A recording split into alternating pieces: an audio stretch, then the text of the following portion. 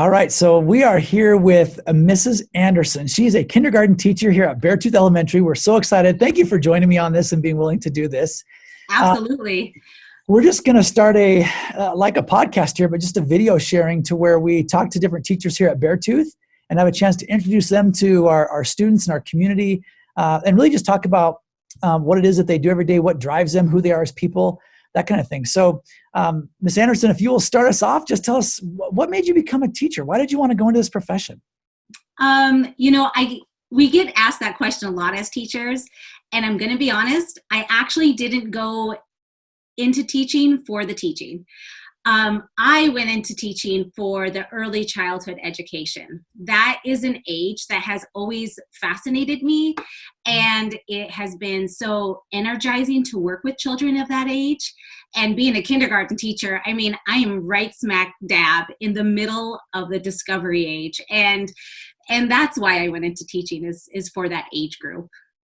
So tell me a little bit more about that discovery piece, because I did the same thing, actually, and I don't talk about this very often, but a lot of my undergraduate work was in early childhood. And I was actually thinking of opening up my own daycare and doing those kind of things when I first started.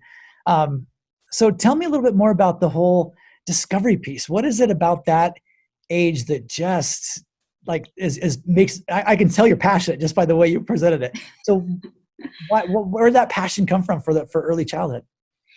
I think a lot of it started, obviously I went to preschool, but for me, I was lucky enough to have my mom be one of the preschool teachers. She wasn't mine, but I loved spending that time with my mom, and I loved the preschool I went to. My favorite teacher of all time, Rhonda McManus, who's actually still in the daycare or in the district, she was my preschool teacher, and it was my first experience to school, and it made a huge impact on me.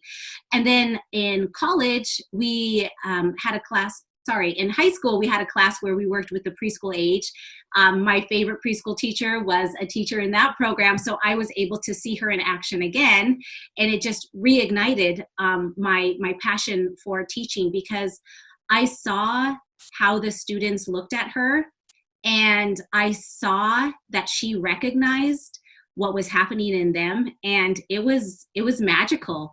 And so for me, that discovery piece is, well, it's everything in education. I mean, it's exactly how we learn. It's exactly why we learn. It's self-motivated, it's new, and it's fresh, and it hasn't been, destroyed by worksheets.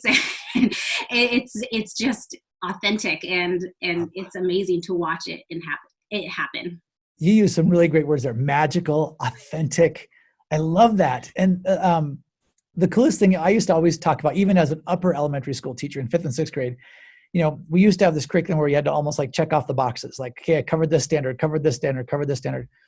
And I use that word purpose, like covered this standard, covered that standard. Like, you taught it, you went through it, because there were so many, and there's so much talk about how their curriculum is miles wide sometimes, but doesn't quite get deep enough. And I think sometimes with the discovery piece, like you're talking about, it allows you to get deeper into those things versus, oh man, now my phone is ringing. I don't know how to quiet it out. Ah. That's life for you. Oh yeah, I know. Here we go. Real life in the middle of a conversation, right? But I used to always say, I try to uncover the curriculum versus cover the curriculum. And it was for that same reason of that discovery and that magic that happened when that was there. And it seemed like they felt like they discovered the fact that, in the Pythagorean theorem, that here's how you do it versus teaching the procedure. Yes. So I think that can apply to all the different grade levels. So you mentioned the couple of people that inspired you with your mom and the other teacher that you got a chance to go watch and be a part of her classroom and see that sparkle in the kids' eyes.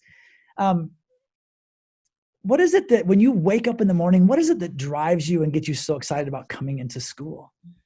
Is it still the same idea, that same discovery, that passion of learning? I will say that answer has changed as the years have gone on. But most recently, it's actually my own children.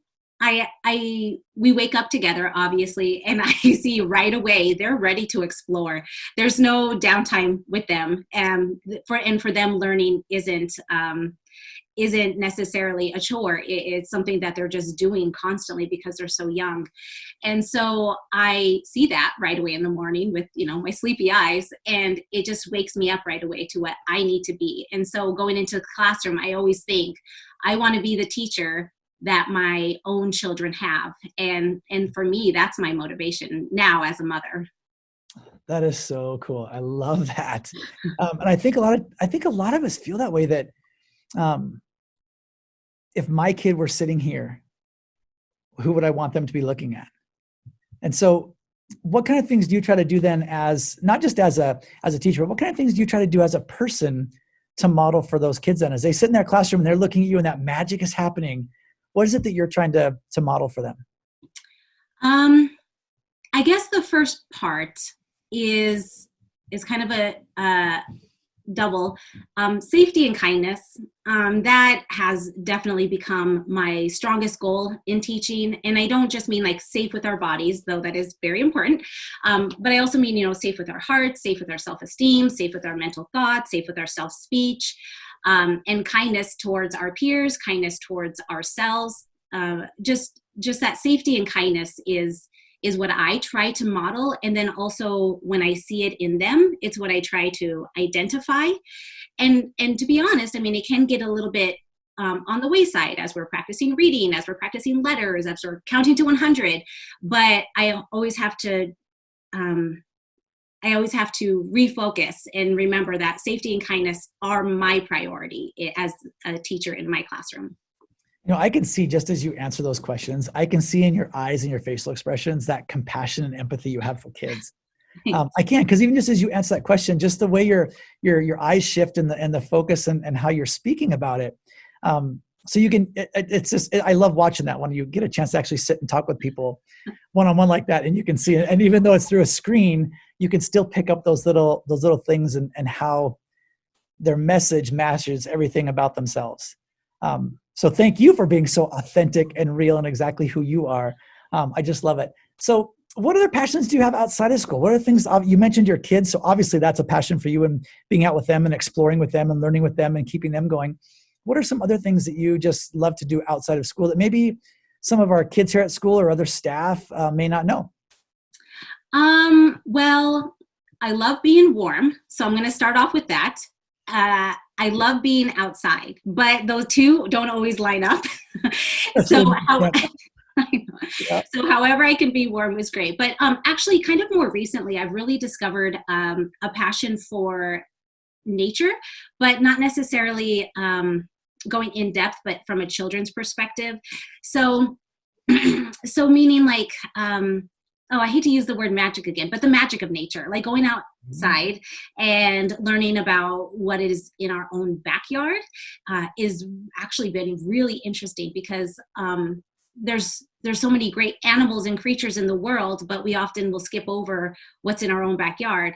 And those are the creatures we see every day. And it just makes being outside much more of a community feeling when you know what that bug is called, or when you know that there's bees living over here. It just kind of creates a different atmosphere. So I know that sounds kind of lame, but I've kind of discovered that there's a group called Tinker Garden that I've become part of that focuses on that exact same thing. And they also focus a lot on discovery learning as well. So that's kind of my passion. This past month, I've taken up sewing, which has been a goal of mine since I was a kid, and I'm just now getting to it. Cool. So I would say those are my passions. And TV, I'm not going to lie. What? Television. Oh, okay. Gotcha. There you go. I got to binge watch some of those shows that you've missed for so long, right? Yes. So when you talk about sewing, and you've just been doing it kind of the last month, but it's really kind of been something you've been waiting for the time to be able to do. What have you created? Have you created anything that over the last month that you're proud of? Yes, I have. So the first two things that I actually made with like a pattern and everything were pillows. But my for my son, I made him just a general square pillow. However, my daughter wanted a heart-shaped pillow. And I was like, oh, I don't know, that's not quite my level. And of course, my husband has the motto, Andersons don't give up. So my daughter said that to me, Andersons don't give up. And I was like, well, now I have to do it. So I made her a heart-shaped pillow. Nice. I love when kids turn around and put our own expectations back on us, right? Oh, Yes. I love it. Our kids used to do that all the time with love and logic stuff because we used to say things like that to them and they'd be, okay, you have a choice. You can either do this or do that. We'd be like, wait a minute, we're the adults. We just get to tell you. But they were throwing the love and logic choices right back on us again. I just love that. Well, hey, anything else that you would like to share as we finish up this quick little a podcast sort of like thing here about you or about your family, about teaching, education? I guess I would just like to give a thank you. This is a new community to me, and it's already feeling like a community to me. And I am just so appreciative of the relationships that have been built. Some right away, we're just like boom, instant connections, and others we've been able to work at and develop. And I just am so grateful for families and students and the staff, everybody that has kind of helped this transition for me, because like I said, I'm new and I've just been really appreciative of how it's happened.